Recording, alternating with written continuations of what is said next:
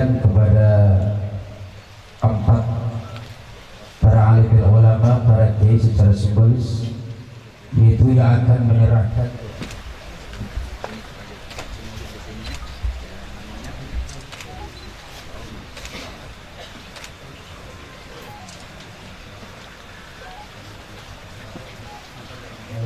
warahmatullahi wabarakatuh. Alhamdulillahirabbil alamin. Wassalatu wassalamu ala anbiya wal mursalin wa ala alihi wa sahbihi ajmain. Yang terhormat para ulama, kiai, ustadz, jamaah muslimin muslimah yang berbahagia. Sebelumnya perkenalkan saya, nama Ratu Bagus Hendra Bambang Wisanggeni. Saya adalah pewaris dari Kesultanan Banten Kahfi, Sultan Maulana Muhammad Safiuddin. Tadi siang saya baru di tasbih, dinobatkan, diberikan amanah oleh para ulama dari ulama Turki, Syekh Adil Al-Jailani, beliau yang menyaksikan saya, memberikan amanah yang sangat mulia, sekaligus juga yang harus saya emban demi masyarakat Banten. Saya cinta rakyat Banten. Bahagia sekali bertemu dengan bapak-bapak, ibu-ibu sekalian. Ini adalah saudara saya semua. Apakah saya diterima untuk memimpin pangku adat di Banten?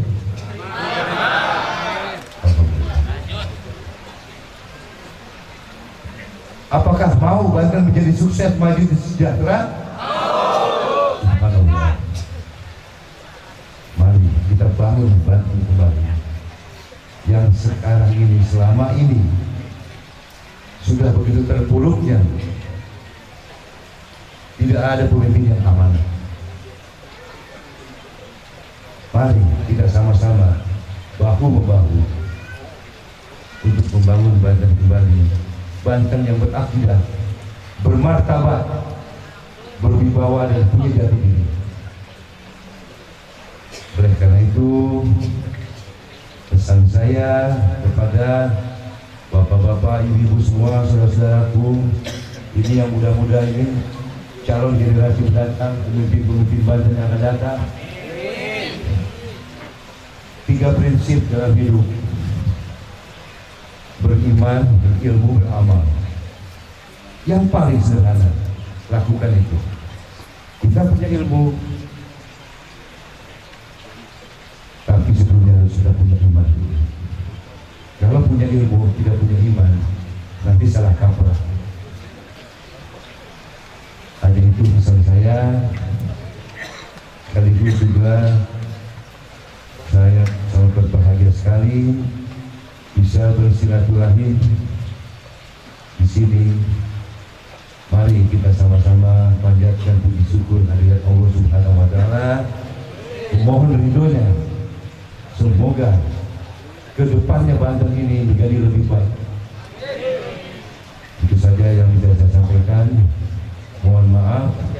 Wabillahi taufiq wal hidayah. Wassalamualaikum warahmatullahi wabarakatuh.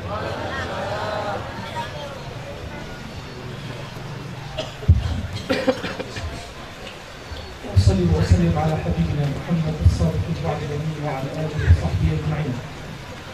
بداية أرحب بكم في هذه الأمسية الطيبة المباركة التي يذكر فيها اسم عظيم واسم حبيب أحبه الله في سمائه وأحبته الملائكة في أرضه وسمائه وأحبه المؤمنون في أرضه. Bismillahirrahmanirrahim. Pertama-tama beliau sangat bersyukur berada dalam majelis. Beliau menyebutnya majelis kemesraan yang penuh berkah ini, yaitu majelis yang menyelenggarakan peringatan yang sangat dicintai oleh Allah di langit dan sangat dicintai oleh malaikat di langit dan di bumi, dan sangat dicintai oleh semua manusia. ألا وهو الاسم الأعظم محمد رسول الله. قال تعالى: وما محمد إلا رسول قد خلت من قبله الرسل. فذكره الله في كتابه وأمرنا بالصلاة عليه، فبدأ الله تعالى في الأمر بنفسه. لم يقل تعالى صلوا على رسول الله، لم يقل ذلك.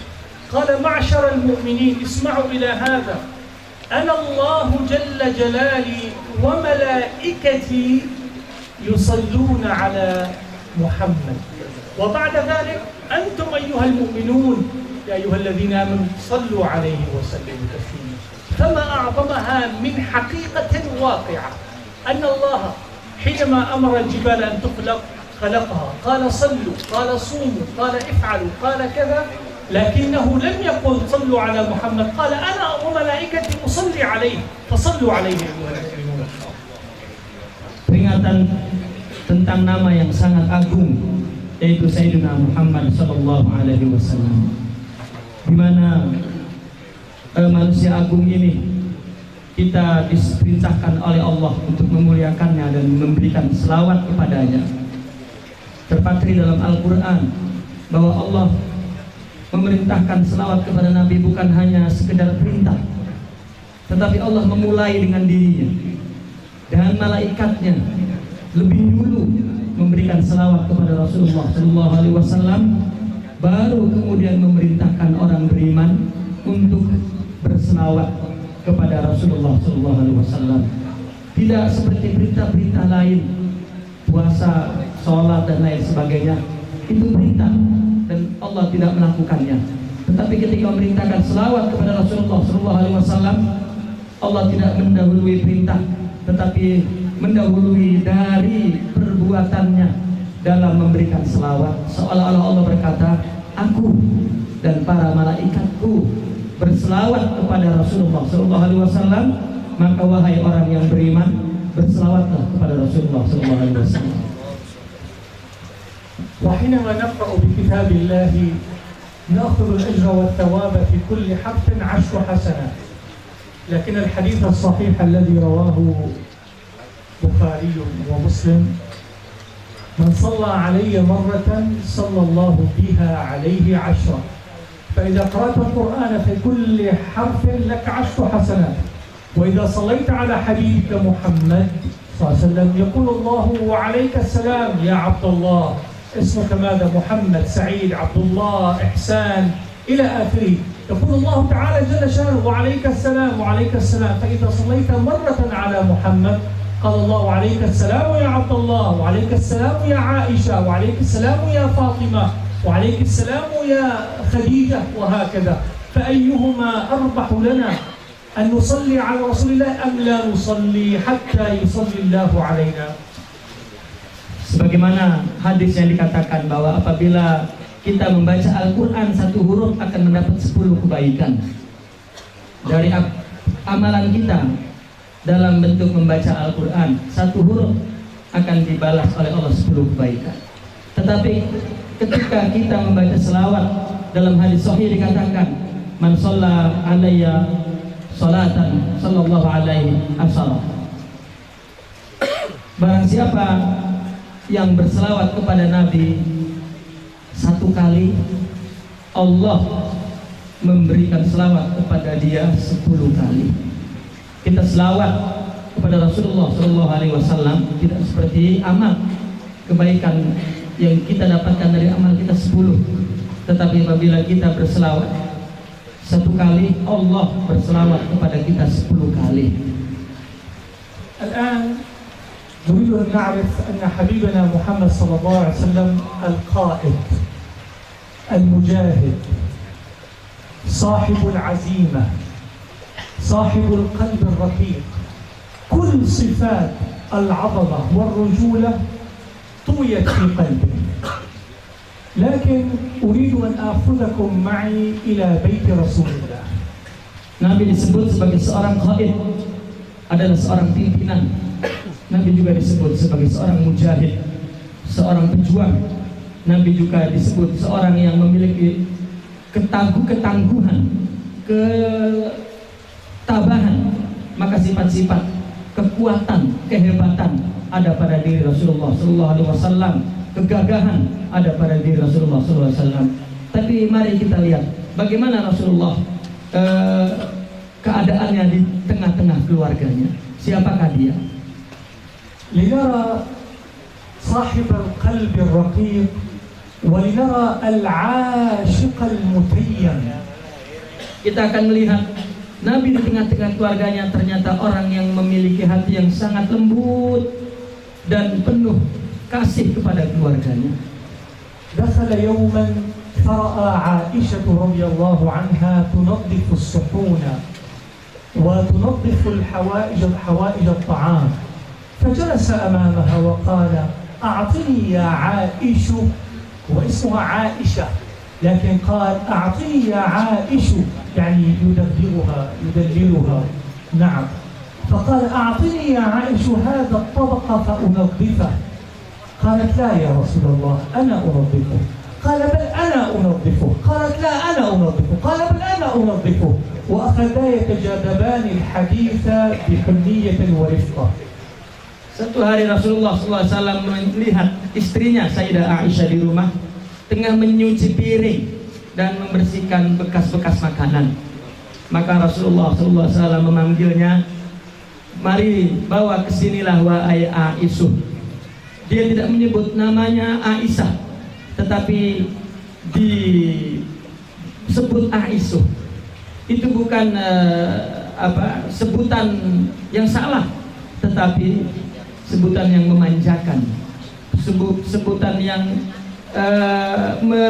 merayu, memanja. Dan Rasulullah mengatakan, "Bawa kesinilah wahai Aisyah, aku yang membersihkannya." Maka Sayyidah Aisyah mengatakan, "Tidak wahai Rasulullah, aku saja yang membersihkannya." Rasulullah mengatakan, "Tidak, aku." Dan dijawab lagi, "Tidak, aku." Dan terus saling berebut dengan penuh kasih antara Rasulullah SAW dengan istrinya Sayyidah Aisyah.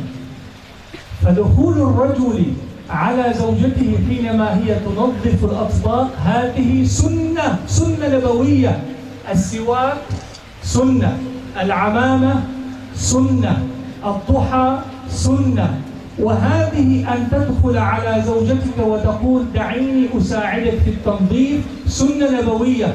فأنتن النساء قلن لأزواجكن أن يطبقن السنة يوما ما، يدخلن معكن إلى المكان الذي تنظفن فيه الصحون ليطبقوا سنة رسول الله، وإن لم يفعلوا فقد خالفوا السنة.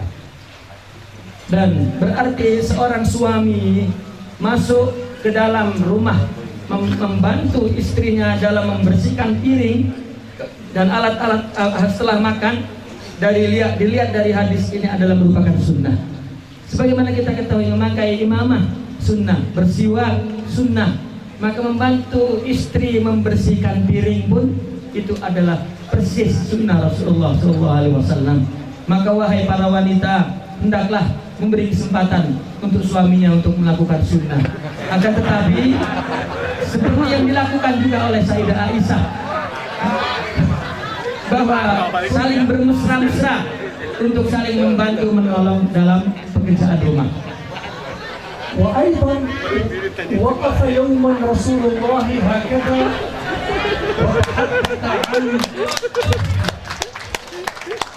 وتحدث عن زوجته وقال أمام الجميع: إني رزقت حبها، يعني I love my wife. قال: إني رزقت حبها. وهذه أيضا سنة أن تقف تقول لزوجتك يوما: I love you so much، أحبك كثيرا. Rasulullah SAW pernah berdiri di depan istrinya dan Rasulullah mengatakan, "Aku betul-betul telah mendapatkan rizki sebuah cintanya." Itu kepada Sayyidah Khadijah. kepada Sayyidah Khadijah. Maka oleh karena itu pun sunnah suami berdiri di depan istrinya dan mengatakan, I love you so much, aku sangat mencintaimu. وهذه سنة. وسأختم إن شاء الله يعني بقصة أيضا عن رسول الله العاشق المحب كيف يعامل زوجته. Dan sebagai kata terakhir, saya ingin menceritakan satu kisah tentang Rasulullah yang begitu mesra kepada istrinya.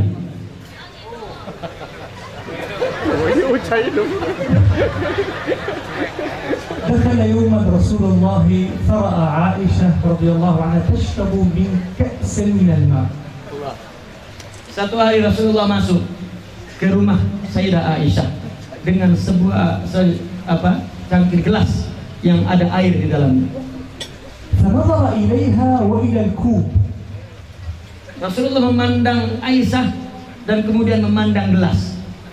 لكن عائشة يعني تعجبت لماذا ينظر رسول الله إليها وإلى الكوب، فخجلت استحت يعني فوضعت الكوب أرضا.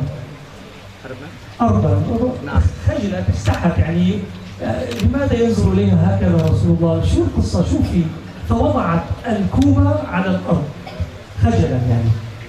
Ketika Sayyidah Aisyah melihat Rasulullah memandangnya kemudian memandang gelas, maka membuat Sayyidah Aisyah bertanya-tanya, ada apa? Rasulullah memandangku kemudian memandang gelas. Maka malu, apa mungkin Rasulullah memerintah sesuatu, maka diletakkanlah gelas di bawah di tanah. فلما وضعته أرضا أخذه رسول الله بسرعة ثم أخذ ينظر إليه وأخذ يديره حتى وجد فم أين وضعت عائشة فمها على الكأس فوضع فمه عليه فشرب من نفس المكان. نعم شربت. Kemudian ketika gelas itu diletakkan, gelas itu sebetulnya adalah bekas minum Sayyidah Aisyah, ya. Maka ketika itu gelas diletakkan di tanah, maka segera diambil oleh Rasulullah SAW. Dan setelah diambilnya, maka dipandangnya dan dilihat di bibir gelas itu. Dia mencari tanda di mana Sayyidah Aisyah itu minum, di bagian mana. Setelah diketahui bagian Sayyidah Aisyah itu minum, maka minumlah Rasulullah di tempat Aisyah minum di bibir gelas itu. فأذابها يعني نطق بالحب. هذا قمة الحب. أنا أريد أن أسأل هذه أيضا سنة. هذه أيضا سنة. Dan itu merupakan salah satu kemurnian cinta antara Rasulullah SAW. Dan ketahuilah bahwa ini adalah juga sunnah melakukan seperti ini. كم المتزوج هنا يرفع يده؟ Yang sudah menikah angkat tangannya. Angkat tangannya sudah menikah. الآن تعلمتم بعض سنن رسول الله وسيحزن رسول الله إن لم تطبقوا هذه السنن. Sekarang kita telah tadi belajar dari hadis-hadis Rasulullah SAW. Maka jika kalian semua tidak melakukan sunnah-sunnah itu, Rasulullah sedih karena sunnahnya tidak dilakukan oleh para suami di depan istrinya. وأنتم النساء إذا لم يطبق أزواجكن السنة اشكوهم إلى الشيخ أو إلى المشايخ وإلى السلطان. واشكوهم إلى السلطان وإلى المشايخ جميعا. Oleh karena itu para wanita, jika kalian mendapatkan suami Anda tidak melakukan sunnah seperti tadi, laporin kepada kiai-kiai atau ada sultan di sini.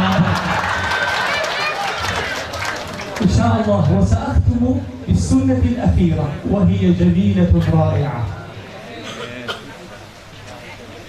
Dan akan ditutup dengan sebuah kisah yang indah sekali. هو الشيخ من يعني كان يفكر كيف يطبق السنة فنسي أن يترجم.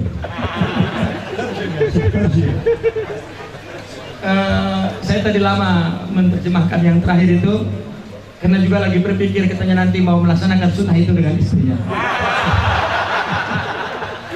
سأتحدث مع زوجته إن شاء الله. عملت sunnah خلاص. طيب الحمد لله. يوما رأى رسول الله عائشة يعني قد ملت زهقانة يعني في بورد يعني ما عندها شيء تعمله. فقال لها يا عائشة أو تشتهي أن تنظرين؟ يعني هذا سؤال، بتحبي تشوفي يعني فيلم سينما أو بتحبي تشوفي يعني ماتش كرة أو شيء للعب؟ قالت نعم يا رسول الله أحب أن أرى. فصنع لها حجابا ودعا الأحباش ليلعبون أمامها في المسجد. فوقفت عائشة تنظر إلى الأحباش يلعبون وهي مبتسمة، يا سلام، مبسوطة بالصورة. قالت ووقف رسول الله أمامي. وقفت على منصة صغيرة ووقف رسول الله أمامها، فأصبحا بنفس مستوى الطول، هي كانت أقصر من رسول الله. قال وهي تنظر وضع رسول الله خده على خدي وقال لي أمسرورة أنت يا عائشة؟ قالت نعم يا رسول الله. وبقيت أنظر وأنظر وأنظر حتى نمت. فلما نمت ما شعرت إلا وأنا استيقظت وأنا على الفراش، أي حملني رسول الله صلى الله عليه وسلم ووضعني على الفراش. Satu ketika Rasulullah melihat Sayyidah Aisyah dalam keadaan sedih, boring, maka Rasulullah bertanya kepada Sayyidah Aisyah, kenapa engkau nampak sedih? Apakah engkau ingin melihat sesuatu? Maka kata Sayyidah Aisyah, ya, untuk hiburan maksudnya. Maka Rasulullah mengajak keluar rumah dan melihat para orang-orang Habasyi bermain, ya, bermain-main. ما يلعب يعني يلعب يعني رياضة أو مثل seperti main yang olahraga seperti itu. Maka Rasulullah Shallallahu Alaihi Wasallam berdiri dan meletakkan hijab di depannya, dan Rasulullah memegang tangan sebuah tempat untuk Rasulullah berpegangan. Maka dibiarkan Sayyidah Aisyah bersandar dan bertemu antara pipi Rasulullah dan pipi Sayyidah Aisyah, dan terus menyaksikan permainan orang-orang anak-anak kecil Habas itu di depan beliau berdua, sehingga beliau berdua Rasulullah dan Sayyidah Aisyah memandanginya dan sambil memberikan komentar-komentar, ya terus, dan Rasulullah bertanya, apakah kali ini engkau gembira wahai Aisyah? Dan Sayyidah Aisyah pun mengatakan iya, dan terus melihat hingga tertidur di pundak Rasulullah Shallallahu Alaihi Wasallam, dan Rasulullah tidak menggeraknya, tidak membangunkannya, melainkan Aisyah sadar tiba-tiba sudah berada di tempat tidur. إذن سنة، هذه سنة جديدة، أن تشاهد أنت وزوجك شيئا تحبه زوجته، تنظر وتشاهد، وأن تضع خدك على خدها، هذه سنة، وأن تحملها إذا نامت إلى فراشها، لكن احذر إذا كانت ثقيلة ما تكسر ظهرك. Dan ini juga merupakan sunnah persis kita melakukan yang sama yang dilakukan oleh Rasulullah SAW, bertanya dan mengajak istri untuk menyaksikan satu permainan yang dia sukai, bukan yang suaminya sukai. Dan ketika menyaksikannya persis melakukan seperti Rasulullah meletakkan istrinya di pipinya, di dekat pipinya dan di dekat dada pundaknya, dan terus hingga ia tidur, dan kemudian kalian angkat bawa ke tempat tidur seperti yang dilakukan oleh Rasulullah. Itu juga kalau istrinya tidak gemuk. Kalau gemuk nanti patah pinggangnya, jadi jangan melakukan sunnah itu kalau gemuk. Alhamdulillah, yani هذه كلها سنن، ومن طبق السنن أكثر فهنيئا له محبته لرسول الله. Inilah sunnah-sunnah itu. Maka barang siapa yang melakukan banyak sunnah-sunnah seperti itu, maka dengan sendirinya akan tumbuh cinta itu sendiri kepada Rasulullah Sallallahu Alaihi Wasallam. والله يا إخواني في أندونيسيا أنقل لكم، أنا أدرس في جامعتين في أمريكا، جامعة إسلامية وجامعة حكومية غير إسلامية للمسيحيين جميعا. فحين أحدث غير المسلمين عن أخلاق رسول الله أقسم بالله العظيم تقول لي كثير من الفتيات هل لنا أن نجد زوجا مسلما يطبق أخلاق رسول الله، فتسلم وتقبل أن تتزوج به. Sungguh wahai saudara-saudara sekalian, saya ini adalah seorang dosen di California, Amerika, dalam Universitas Islam dan dalam Universitas Kristen. Dan saya mengajar di Universitas Kristen itu menceritakan tentang akhlak Nabi kepada wanita istri-istrinya. Wallahi, kata beliau, orang-orang atau mahasiswi itu bertanya kepada beliau, apakah saya akan mendapatkan akhlak itu seperti yang Nabi lakukan jika saya menikah dengan orang muslim? Maka karena seringnya mendengar akhlak Nabi membuat mereka Islam dan menikah dengan orang muslim. Sallu ala Rasulillah. Wassalamualaikum warahmatullahi wabarakatuh.